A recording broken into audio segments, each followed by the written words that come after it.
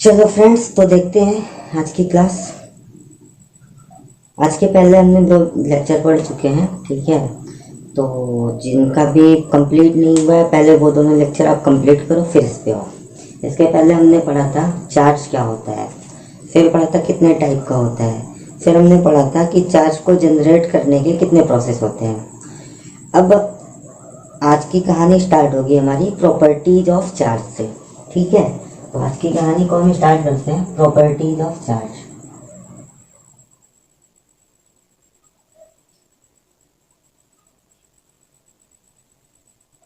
Properties of charge मतलब आवेश के गुण।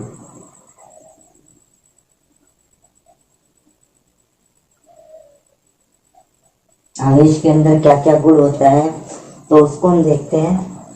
तो प्रॉपर्टीज ऑफ चार्ज में आपका पहला पॉइंट आता है, सबसे पहला point additive law.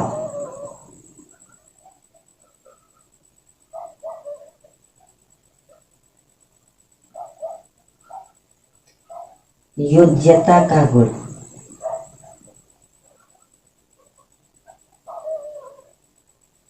Additive law, योज्यता का गुण। ये क्या कहता है कि सिंपली एक बात ये बोलता है कि जो हमारे चार्ज हैं उन्हें हम सिंपल एल्जेब्रिक रूल से ऐड कर सकते हैं। जो हमारे आवेश होते हैं उनका योग बीजगणितीय नियम के अनुसार होता है। तो इसको पहले लिखते हैं, फिर समझते हैं क्या है।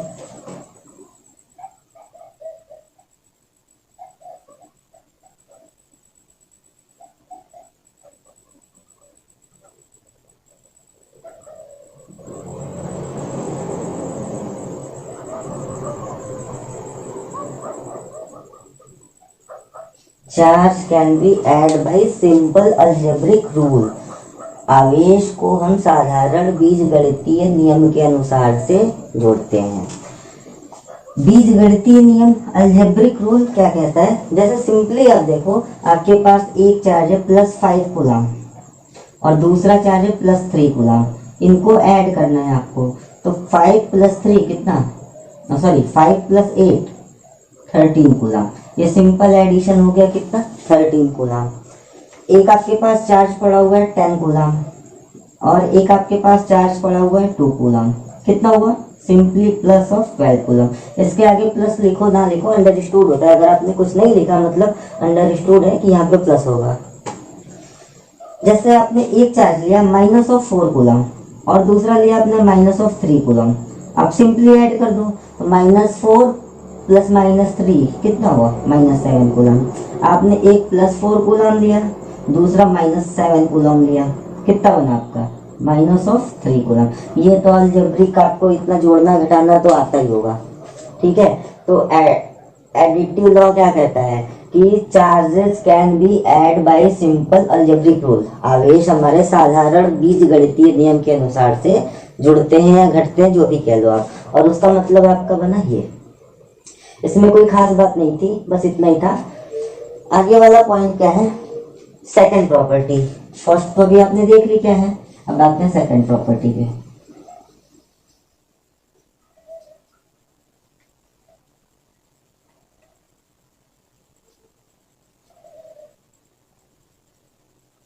ठीक है, number 2 second property. Second property क्या होती है, conservation of charge.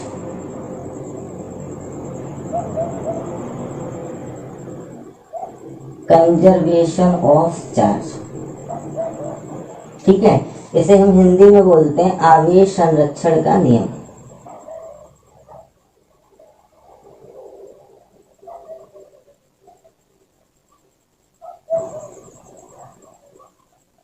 Conservation of charge मतलब आवेश संरक्षण का नियम। ये आपको क्या कहता है, जैसे आपने बहुत सारी चीज पढ़ी होगी, ऊर्जा संरक्षण का नियम, द्रव्यमान संरक्षण का नियम, वैसे ही आपका एक चीज क्या है, आवेश संरक्षण का नियम। संरक्षण मतलब क्या होता है, इसको हम क्या कर सकते हैं, कभी कुछ नष्ट वगैरह नहीं कर सकते, लेकिन अभी आगे पढ़ोगा कि ये डिस्ट्रॉय भी होते हैं। तो इसमें आपको पढ़ना ये है, इसको ये समझना है आपको कि जो आपके चार्जेस होते हैं, ठीक है, पूरे यूनिवर्स में जितने चार्ज हैं वो बिल्कुल फिक्स है। पूरे ब्रह्मांड में, आप पूरे ब्रह्मांड में आपके जितने भी आवेश हैं वो संरक्षित हैं। अगर आप मान लो कि आपके पूरे ब्रह्मांड में सपोज कर लो 100 कूलाम का आवेश है, तो आप उसे कभी 99 कूलाम नहीं बना सकते, कभी आप उसे 99 कूलाम नहीं बना सकते और कभी 101 कूलाम नहीं बना सकते। ठीक है, तो इसको लिखते हैं पहले total charge. Total charge of universe remains constant, remain constant. ठीक है, ब्रह्मांड के कुल आवेश सदैव नियत रहते हैं। अब आपके दिमाग में एक छोटी सी बात आ रही होगी, कल हमने पढ़ा था कि जैसे हमने सोडियम लिया था तो Na से हमने क्या बना लिया था, Na+। तो कल हमने बनाया था Na से Na+। ठीक है, यहाँ पे आप देख रहे हो इस पे कुल चार्ज कितना है 0 और इस पे कितना है +1। अभी तो हमने पढ़ा कि total charge of universe remains constant. ब्रह्मांड का कुल आवेश क्या होता है, नियत रहता है। और अभी आपने ये बोला कि कुल आवेश नियत रहता है, और उसी के अगले लाइन में आप देख रहे हो कि यहाँ पे आवेश 0 1 बढ़ गया, मतलब एक आवेश उत्पन्न हो गया। तो ये कैसे हो गया? तो इस चीज को हम थोड़ा सा अच्छे से समझ लेते हैं कि ये वाला जो Na से Na+ बना है वो भी इस लॉ को फॉलो कर रहा है। ठीक है, बस आपके देखने का थोड़ा सा अंतर है।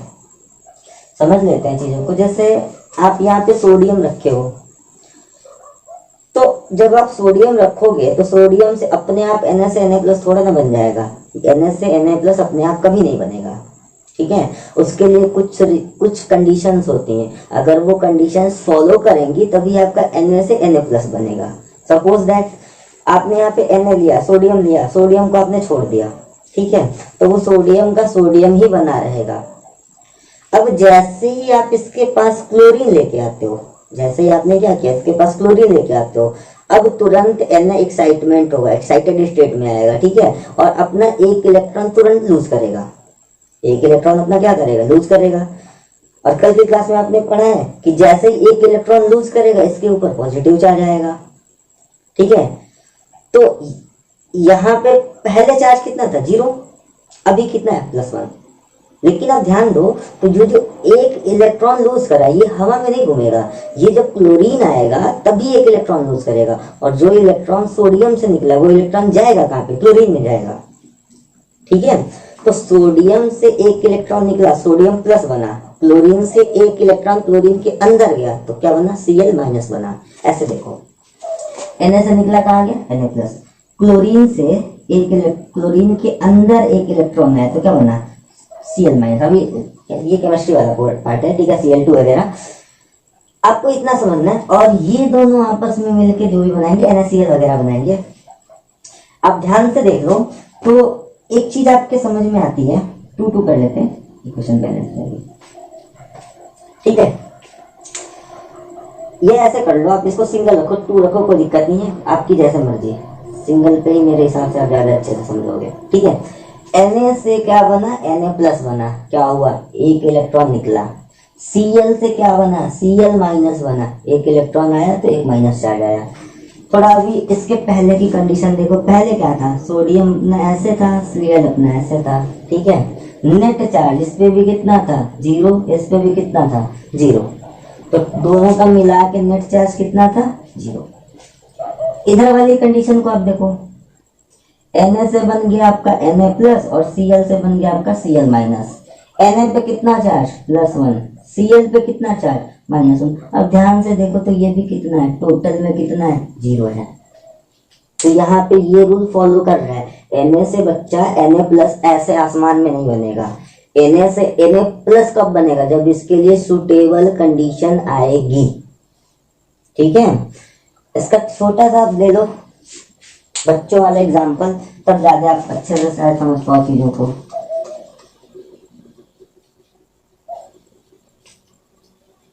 बच्चों वाला एग्जाम्पल आपका ये है साहब कि आपको जाना है शादी में।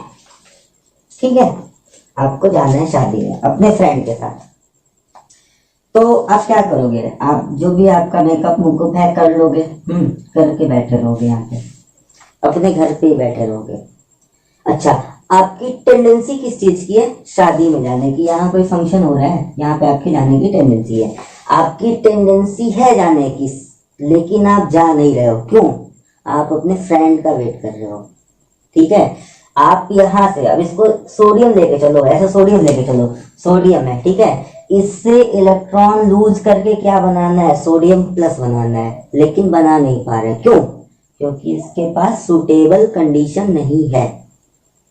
और जैसे ही आपका फ्रेंड आता है बाइक लेके, ठीक है, आपको जो कंडीशन चाहिए होती है वो कंडीशन मिल जाती है, और तुरंत आप यहां से जंप करके यहां पहुंच जाते हो। ये ए है, इसे आपने मान लिया Na, और इसे आपने मान लिया क्या? Cl। ठीक है, Na से Na प्लस बनना तो चाहता है, बट बन नहीं पाता। क्यों? क्योंकि इसकी फेवरेबल कंडीशन नहीं है। जैसे ही इसके पास Cl आया है, तुरंत जंप करके Na प्लस बना लिया, और इसका इलेक्ट्रॉन लेकर Cl क्या बना लिया? Cl minus. तो अभी आपने इसके 2 मिनट पहले देखा, Na और Cl नेट चार्ज 0, Na से Na प्लस बना, Cl से Cl माइनस बना, दोनों को मिला के कितना हुआ? Net charge 0।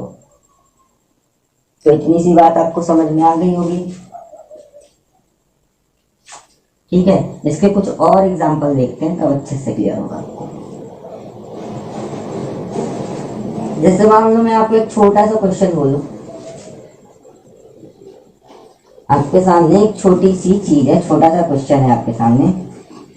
क्वेश्चन ये है कि एक आपका कोई मेटेलिक बॉडी है ए, इस पे टोटल चार्ज है +5 ऑफ कूलम। दूसरी आपकी मेटेलिक बॉडी है, सेम डायमेंशन आपके सेम है, इस पे आपके चार्ज है +8 कूलम। ठीक है, इसके बाद हमने क्या किया? इन दोनों को आपस में वायर से जोड़ दिया। इन दोनों को हमने क्या किया? These two blocks are connected through wire। Wire से हमने जोड़ दिया। कुछ टाइम जोड़ने के बाद हमने क्या किया? फिर से इनको सेपरेट रख दिया। ए को यहां रखा, बी को हमने यहां रख दिया, और ऐसा देखा कि चाहे कैसे भी करके, कुछ भी करके, इस वाले पे चार्ज आ गया +7 कूलम। तो आपको बताना है find out the charge of body B. ठीक है, फिर से समझ लो, ए है, दो आपके बॉल्स हैं, मेटेलिक बॉल्स, ए पे +5 कूलम का चार्ज है, बी पे आपका +8 कूलम का चार्ज है। इन्हें हमने वायर के थ्रू कनेक्ट किया कुछ टाइम के लिए, और कुछ टाइम कनेक्ट करने के बाद हमने हटा दिया इनको। ठीक है, कुछ टाइम, देखो इनफाइनाइट टाइम नहीं बोला, अभी आगे वर्ड यूज आएगा, कूलम्स लॉ पढ़ोगे तो इनफाइनाइट टाइम बोलेगा, उसका कुछ और ही मतलब है। ठीक है, तो ये कुछ समय के लिए, जैसे सपोज कर लो 1 सेकंड के लिए हमने कनेक्ट किया, फिर हटा दिया, और कनेक्ट करके हटाने के बाद ए पे जो चार्ज है वो +7 कूलम। तो आपको बताना है कि बी पे कितना चार्ज होगा। सिंपल सा क्वेश्चन है। तो अभी इसके जस्ट पहले आपने पढ़ा है कि जो आवेश होता है, जो चार्ज होते हैं, वो कंजर्व रहते हैं। मतलब क्या हुआ? मतलब ये हुआ, वायर को जोड़ने से पहले total charge equal to wire से जोड़ने के बाद टोटल चार्ज। तो वायर से जोड़ने के पहले टोटल चार्ज कितना था? टोटल चार्ज को आप सिंपली अलजेब्रिक रूल से जोड़ोगे तो 8 कूलम ये +5 कूलम ये, कितना हुआ आपका? 13 कूलम। 13 कूलम हुआ। अच्छा, जोड़ने के पहले अगर 13 कूलम का चार्ज है तो जोड़ने के बाद भी कितना होगा? 13 कूलम। ठीक है, और आपको पहले से पता है कि यहाँ पे 7 कूलम है, यहाँ पे आपका 7 कूलम दिया हुआ है, तो बी पे चार्ज कितना आ जाएगा? 13 - 7 कर लो, 6 कूलम। ये आपका हो गया आंसर। ये आपको नॉर्मली क्वेश्चन पूछे नहीं जाते हैं इस टाइप के, बट हाँ आगे वाले क्वेश्चंस में जो बढ़िया क्वेश्चन आएंगे उनमें इन सब का यूज होगा। तो आप इन चीज़ों को, छोटी छोटी चीज़ों को अच्छे से समझते रहो। ये चीज़ मेरे हिसाब से आपको क्लियर हो गई होगी। ठीक है, आगे चलते हैं, थोड़ा सा आगे की चीज़ और देखते हैं, आगे क्या दिया हुआ है, इसी में थोड़ी सी और बात कर लेते हैं।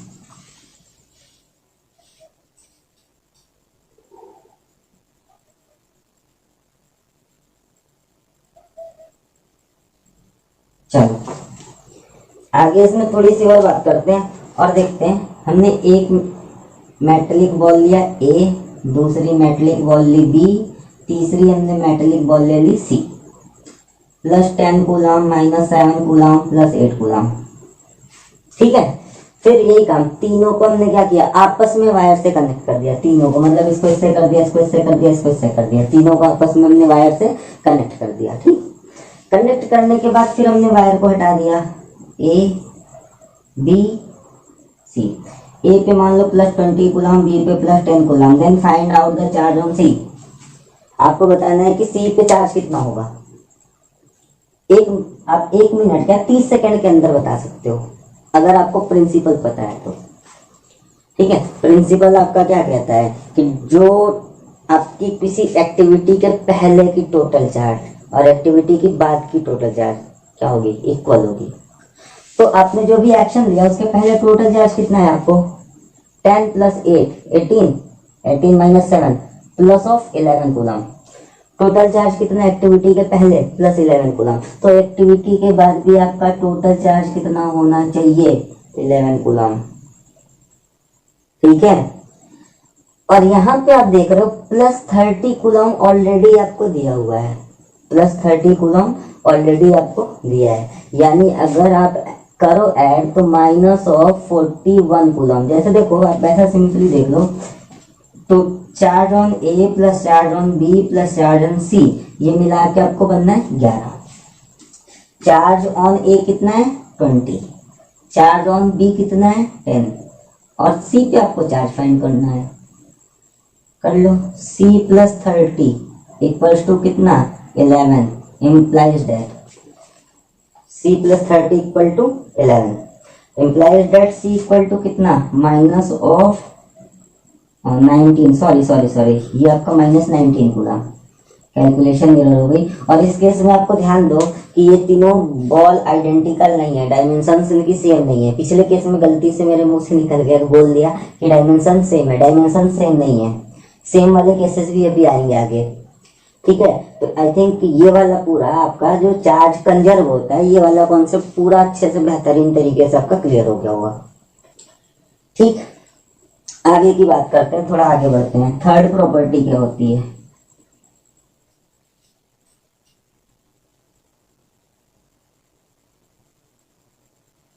थर्ड प्रॉपर्टी हेडिंग बना लो आप, क्वांटाइजेशन ऑफ चार्ज, आवेश का क्वांटीकरण। क्वांटाइजेशन ऑफ चार्ज अगला पॉइंट है, थर्ड या फोर्थ है जो भी नंबर है।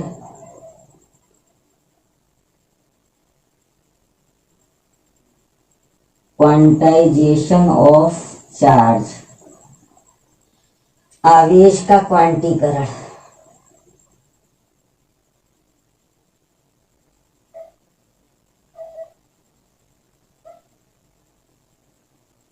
आवेश का क्वांटीकरण, बेटा स्टार मार्क कर लेना, इस पे बहुत ही इंपॉर्टेंट है। ठीक है, इतना लिखिए आप, फिर आगे बढ़ते हैं।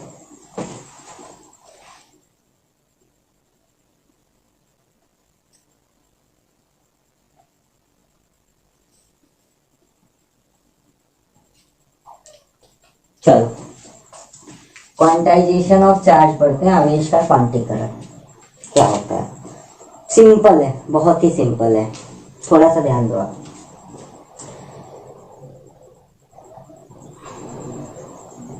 ये आपकी बॉडी है ए, कोई भी मेटेलिक, और ये आपकी कोई मेटेलिक बॉडी है बी। ठीक है, इस पे आपका चार्ज है कुछ भी नहीं, चलो मान लेते हैं इस पे 0 चार्ज है, इस पे भी नेट चार्ज कितना है 0। कल मैंने आपको बताया था कि नेट चार्ज 0 होने का ये मतलब नहीं होता है कि उसमें इलेक्ट्रॉन और प्रोटॉन नहीं है, उसमें इलेक्ट्रॉन भी है प्रोटॉन भी है। कंडीशन क्या होती है, number of electron equal to number of proton, ये आपका होगा, तो नेट चार्ज कितना होगा 0। ठीक है, अब हमें एक काम करना है, हमें ए से बी में चार्ज का ट्रांसफर करना है। हमें क्या करना है, ए से बी में चार्ज का क्या करना है, ट्रांसफर। कल की क्लास आप याद करो, अगर हम एक इलेक्ट्रॉन निकाल देते तो एक इलेक्ट्रॉन के बराबर चार्ज यहाँ से यहाँ तक जाता था, और एक इलेक्ट्रॉन पे चार्ज कितना होता है साहब, -1, sorry, charge on electron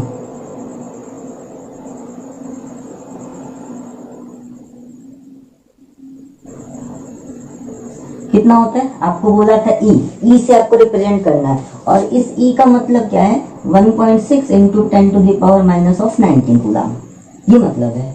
minus ई लिखा हो मतलब -1.6 इंटू 10⁻⁻19, प्लस ई लिखा हो मतलब क्या, +1.6 इंटू 10⁻⁻19। तो इतनी लंबी सी चीज को हम केवल ई लिख देते हैं, ठीक है। अच्छा, एक इलेक्ट्रॉन यहाँ से निकल के यहाँ पे जा रहा है, तो एक इलेक्ट्रॉन पे जितना चार्ज होगा उतना चार्ज ए से बी पे ट्रांसफर होगा, सोचो थोड़ा, होगा। चलो, अगर हमने एक इलेक्ट्रॉन का ट्रांसफर किया तो इस पे कितना चार्ज आया, पहले तो इतना बताओ, अगर इलेक्ट्रॉन ए से निकल के बी में जा रहा है तो ए पे पॉजिटिव आया कि निगेटिव आया, सारे लोगों को पता होगा, जब इलेक्ट्रॉन लूज होता है तो एटम पे पॉजिटिव चार्ज, इलेक्ट्रॉन लूज होगा तो एटम पे कौन सा चार्ज, पॉजिटिव। तो ए पे तो पॉजिटिव आएगा और बी पे कैसा आएगा, निगेटिव। कितना आएगा वो देखते हैं अभी। अच्छा, आपसे दूसरी बात ये बोली जा रही है कि जितना कम पॉसिबल हो उतना कम पॉसिबल यहाँ से यहाँ निकालो। तो आपको इतनी सी चीज पता है कि जो आवेश की सबसे छोटी इकाई है वो इलेक्ट्रॉन होती है। Smallest unit of charge is electron. Electron से छोटा चार्ज नहीं होता, ठीक है। ये आपकी एनसीईआरटी फॉलो करती है। बाकी का अभी 10-12 साल पहले एक रिसर्च हुई थी, उसमें स्मॉलेस्ट यूनिट ऑफ चार्ज आपकी क्वार्क्स बताई गई है। तो क्वार्क्स अभी आपके एनसीईआरटी ने फॉलो नहीं किया, तो आप इलेक्ट्रॉन लेके चलो, ठीक है।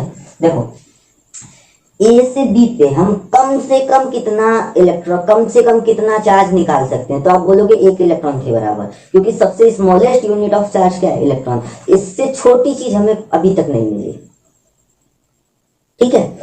चलो, हमने क्या किया ना, ए से बी पे 1 इलेक्ट्रॉन निकाला, तो अब बताना ए पे कितना चार्ज आया, ई के बराबर, कैसा, पॉजिटिव।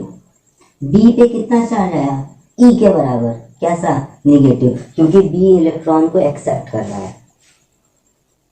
तो इलेक्ट्रॉन लूज किया तो उस पर पॉजिटिव चार्ज, कितना पॉजिटिव, 1 इलेक्ट्रॉन लूज करेगा तो ई के बराबर, ठीक है। हमने क्या किया, फिर आगे इसको बढ़ाया। अच्छा, Q बराबर ई यहाँ पे और Q बराबर -E यहाँ पे, ठीक है। फिर हमने क्या किया, 1 की बजाय 2 इलेक्ट्रॉन ट्रांसफर किए। तो अगर हमने 1 इलेक्ट्रॉन ट्रांसफर किया तो ए पे कितना आया, +E के बराबर। 2 इलेक्ट्रॉन ट्रांसफर किया तो कितना आएगा, +2E के बराबर। हमने अगर 2 इलेक्ट्रॉन ट्रांसफर कर दिया तो ए पे कितना चार्ज आया, +2E, और बी पे कितना चार्ज आया, -2E। 3 इलेक्ट्रॉन ट्रांसफर किया तो कितना, इस पे +3 -3। 4 इलेक्ट्रॉन ट्रांसफर किया तब +4E -4E। मतलब अब जितने इलेक्ट्रॉन ट्रांसफर करते जा रहे हो उतना मल्टीप्लाइड बाई ई चार्ज बन रहा है आपका। तो ध्यान से देखो, अगर हम सपोज कर लो ए से, ध्यान से सुनना इस बात को, ए से बी पे हमने n इलेक्ट्रॉन ट्रांसफर किया तो टोटल चार्ज कितना आएगा, Q = Ne। क्लियर है इतनी बात, Q = Ne। अच्छा, ए पे कैसा चार्ज आ रहा है, पॉजिटिव, बी पे कैसा आ रहा है, निगेटिव। तो ये Q बराबर अमाउंट ऑफ चार्ज कितना, Ne। आपने साइन प्लस भी यूज कर ली, माइनस भी, क्यों, क्योंकि जब चार्ज का ट्रांसफर, और अभी आपने इसके जस्ट पहले पढ़ा है कि अगर किसी बॉडी पे पॉजिटिव आएगी तो उसके सामने वाली दूसरी बॉडी पे निगेटिव चार्ज आनी ही आनी है। मतलब क्या, एक पे प्लस आया दूसरे पे माइनस आया, तो हमारा एक फॉर्मूला क्या बन गया, Q = +- ऑफ Ne। यही आपका होता है क्वांटाइजेशन ऑफ चार्ज,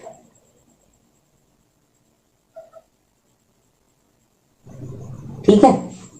तो इसको स्टेटमेंट में आप लिखो, फिर आगे ये लिख लेना। बहुत ही इंपॉर्टेंट चीज है, आपको स्टार बनवा दिया है, बहुत ज्यादा यूज है इसका।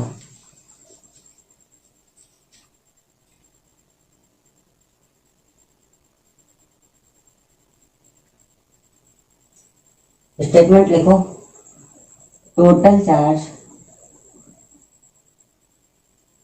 On a body total charge on a body will be in integer multiple of electrons.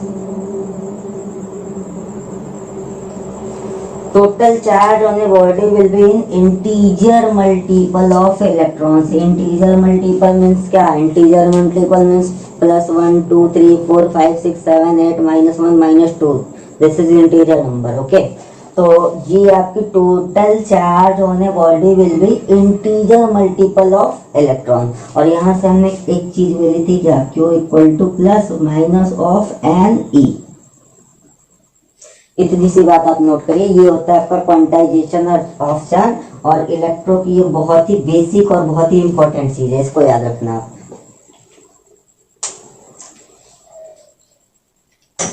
इतनी बात आप नोट करिए, फिर आगे बढ़ते हैं।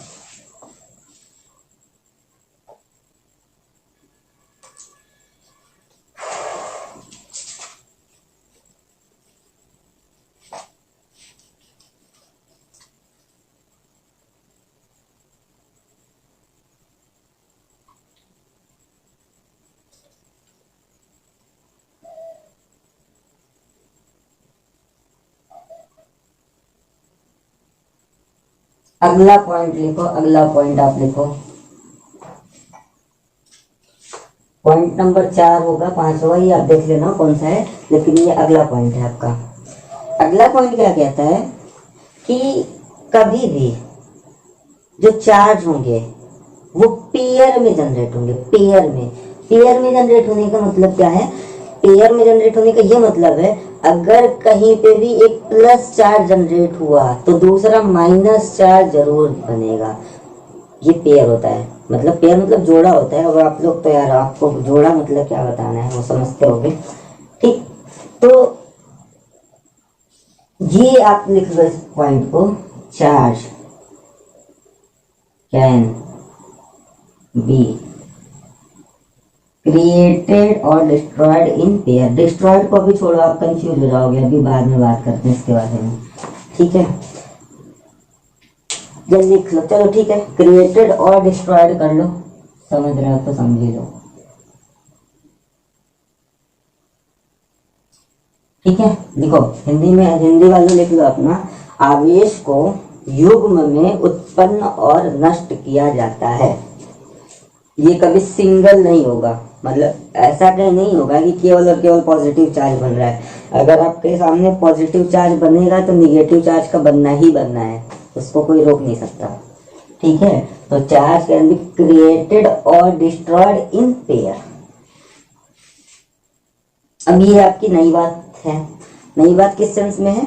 अभी आपने पढ़ा कि चार्ज जो होता है उसे आप नष्ट नहीं कर सकते, उत्पन्न नहीं कर सकते। चार्ज कंजर्वेशन लॉ आपने पढ़ी है। चार्ज कंजर्वेशन लॉ में क्या लिखवाया था? एक स्टेटमेंट लिखवाया था, total charge of the universe remains constant. पूरे ब्रह्मांड का कुल आवेश क्या होता है? नियत होता है। इतनी सी बात आपकी हो गई। अब ये आपकी थी प्रॉपर्टीज ऑफ चार्ज, आवेश के गुण, ठीक है। इससे रिलेटेड हम क्या करते हैं? क्वेश्चन सॉल्व करते हैं। प्रॉपर्टीज ऑफ चार्ज से रिलेटेड हमको क्या करना है? हमें क्वेश्चन सॉल्व करना है।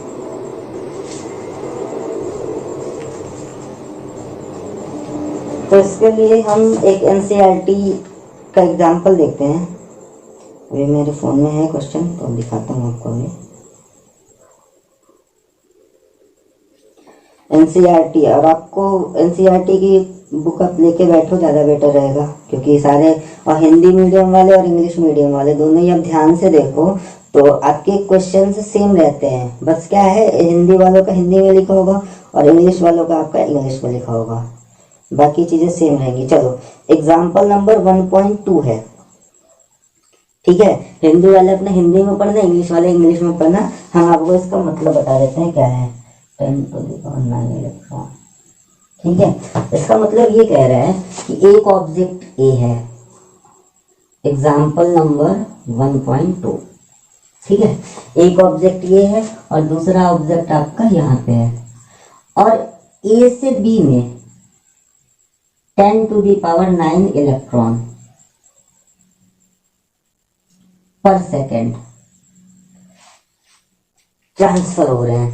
ए से बी में 10⁹ इलेक्ट्रॉन पर सेकेंड ट्रांसफर हो रहे हैं।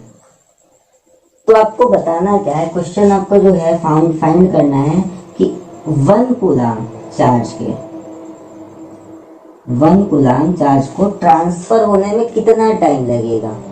क्वेश्चन पहले समझो। ए से बी में 10⁹ इलेक्ट्रॉन पर सेकेंड ट्रांसफर हो रहे हैं। तो 1 कूलाम के चार्ज को ट्रांसफर होने में कितना टाइम लगेगा, कितना समय लगेगा।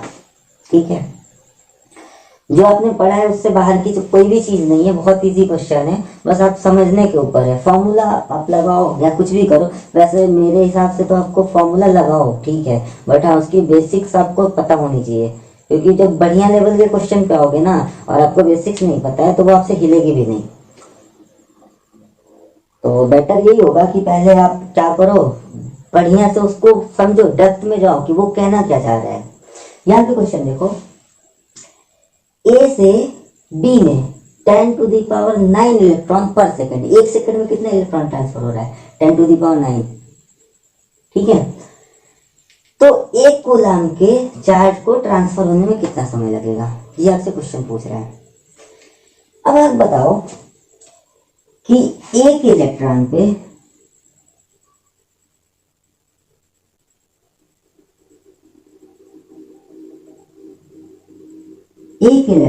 टोटल कितना चार्ज होता है, 1.6 इंटू 10⁻⁻19 कूलाम एक इलेक्ट्रॉन पे चार्ज होता है। तो 10⁹ इलेक्ट्रॉन पे कितना होगा भाई, देख एक इलेक्ट्रॉन पे इतना चार्ज है, 2 इलेक्ट्रॉन पे कितना होगा मल्टीप्लाइड बाई 2, 3 पे कितना होगा मल्टीप्लाइड बाई 3, 4 इलेक्ट्रॉन पे कितना चार्ज होगा, दिस थिंग मल्टीप्लाइड बाई 4। तो 10⁹ इलेक्ट्रॉन पे टोटल कितना चार्ज होगा, this thing multiplied by 10⁹। Simple mathematics है, कक्षा 6 की मैथमेटिक्स है। ठीक है,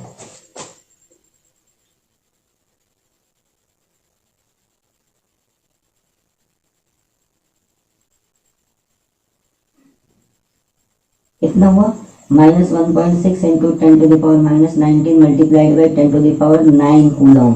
इसको सॉल्व कर लो आप, -1.6 इंटू 10⁻⁻10 कूलम, यही हुआ ना। ठीक है,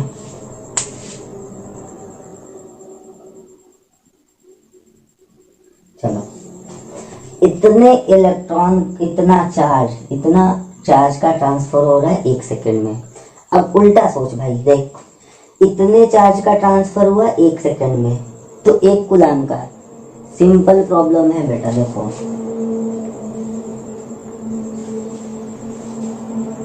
1.6 इंटू 10⁻⁻10 कूलाम का चार्ज का ट्रांसफर हो रहा है आपके 1 सेकंड में। तो 1 कूलाम चार्ज का ट्रांसफर कितना होगा बेटा, 1/1.6 इंटू 10⁻10 सेकंड।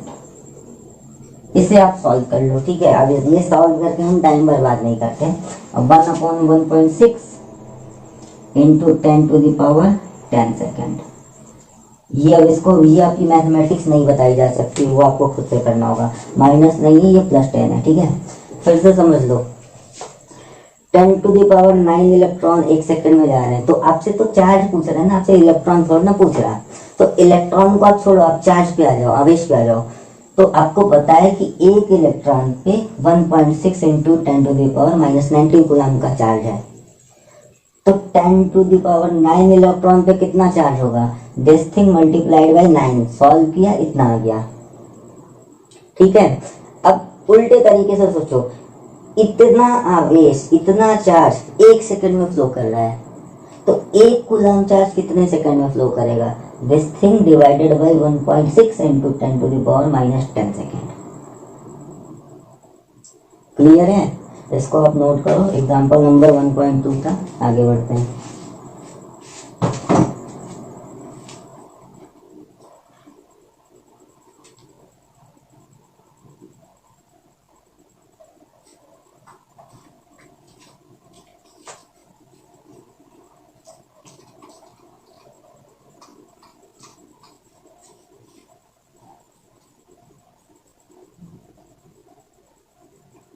मैं आपको क्वेश्चन सॉल्व करवा दूंगा, कॉन्सेप्ट बता दूंगा, बट हाँ कैलकुलेशंस आपका खुद का काम है, कैलकुलेशंस मैं नहीं करने जाऊंगा।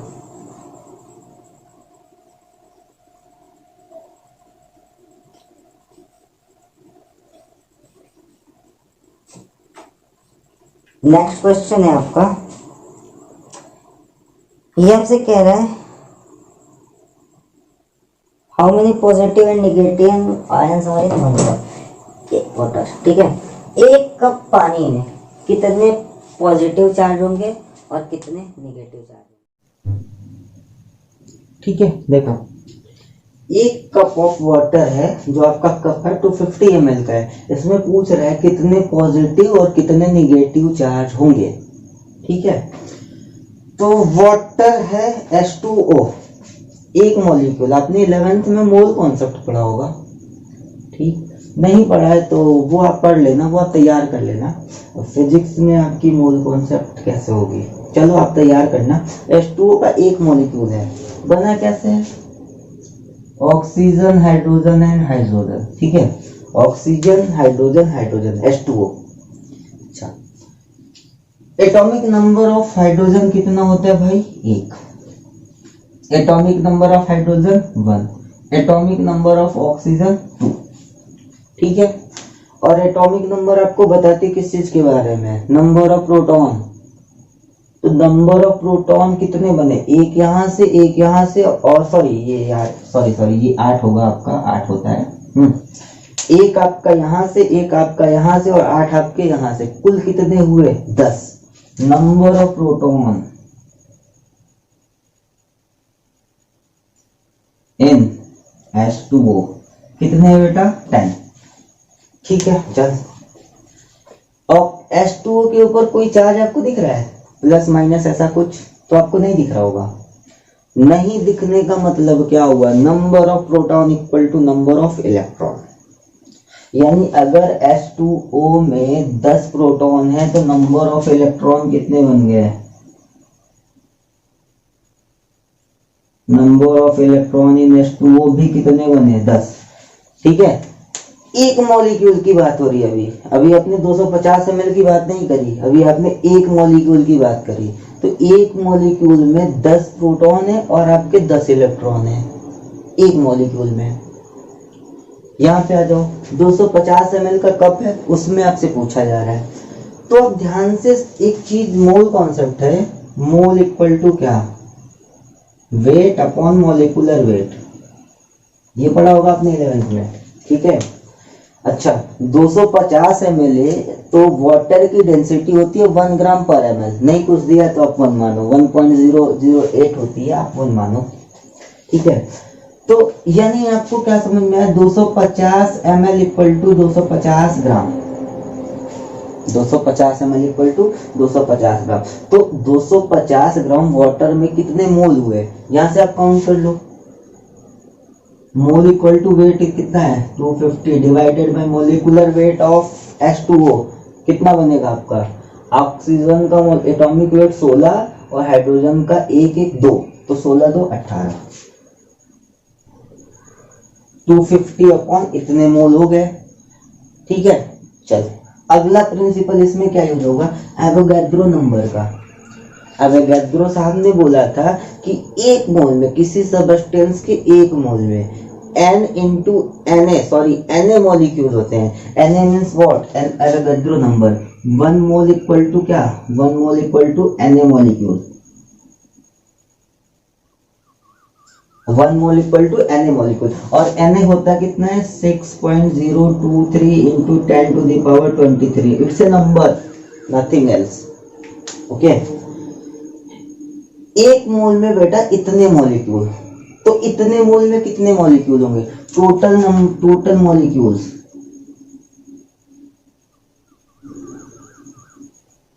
इन 250 ग्राम ऑफ H2O कितने बने बेटा, 250।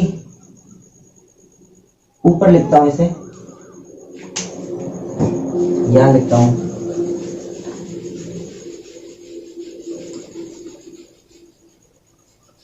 ये चीज मैं उठा के लिखता हूं, total number of moles in 250 gram of H2O। कितने बन गए आपके? ठीक है, टोटल नंबर ऑफ मॉलिक्यूल्स, तो एक मोल में Na मॉलिक्यूल, तो इतने मोल में this thing multiplied by Na molecule. Simple mathematics से आप ध्यान से देखो, तो टोटल नंबर ऑफ मॉलिक्यूल्स कितने बने? 250 divided by 18 multiplied by 6.023 into 10 to the power 23, इतने मॉलिक्यूल्स बन गए भाई। ठीक है, बात समझ में आई? इतने आपके मॉलिक्यूल्स बन गए। और एक मॉलिक्यूल में कितने पॉजिटिव चार्ज? तो अभी आपने देखा था एक मॉलिक्यूल में 10 पॉजिटिव चार्ज, तो टोटल 10 प्रोटॉन, एक मॉलिक्यूल में कितने प्रोटॉन? 10। तो इतने मॉलिक्यूल में कितने प्रोटॉन? मल्टीप्लाइड बाई 10, इतने तो आपके प्रोटॉन निकल के आ गए 250 ग्राम ऑफ वाटर में। ठीक है, अब क्या है कि इतने आपके प्रोटॉन आ गए, आपसे प्रोटॉन नहीं पूछ रहा, आपसे पूछ रहा कितने पॉजिटिव चार्ज और निगेटिव चार्ज होंगे। तो बेटा इतने प्रोटॉन है, और आपको पता है एक प्रोटॉन पे कितना चार्ज होता है? 1.6 इंटू 10 टू द पावर -19। ठीक है, तो ये टोटल चार्ज निकल के आ गया, ये टोटल इतना पॉजिटिव चार्ज होगा इतने कूलाम का, और इतना ही आपका निगेटिव चार्ज बनना है। समझ में आई बात? ठीक है, इसको एक लाइन में सॉल्व करते हैं, देखते हैं कैसे। कुछ नहीं, जो इतना हमने लिखा था ना वो एक लाइन में कन्वर्ट करने का तरीका है, और आपको समझना होगा। अगर आप अच्छे लेवल पे जाना चाहते हो तो इतना टाइम नहीं रहता आपके पास, एक एक चीज लिख के करो। तो उसको एक लाइन में देखते हैं कैसे होगा।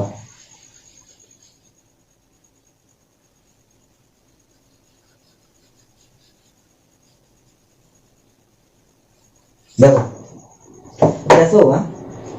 250 ग्राम वाटर है, इस हमें क्या करना होगा? देख प्रिंसिपल क्या है, हमें पहले मोल निकालने होंगे। ठीक है, मोल से फिर किस में कन्वर्ट करना होगा? मॉलिक्यूल में करना होगा। मॉलिक्यूल में फिर क्या देखना होगा? कितने प्रोटॉन है वो निकालने होंगे। फिर एक प्रोटॉन पे चार्ज होता है E, तो इतने प्रोटॉन पे कितने चार्ज होंगे? Multiplied by E। Simple simple देख, ये इतना है, हमें निकालना पॉजिटिव चार्ज के बारे में बात करनी है।